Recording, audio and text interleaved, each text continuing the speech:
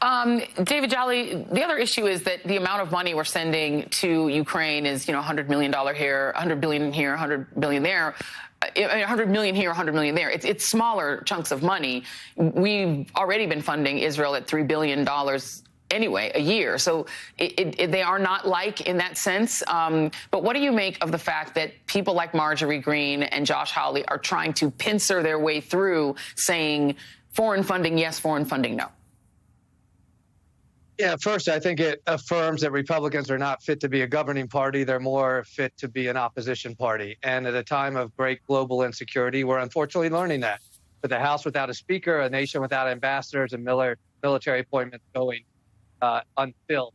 I think, look, as a baseline, we know, and there's broad agreement in the U.S., that Israel was a victim of terror at the hands of us, not just the Israelis, but the loss of life of Americans and additional that may be held hostage. So the position of the U.S. and Joe Biden is a right one, to call this evil and to say we will stand with Israel.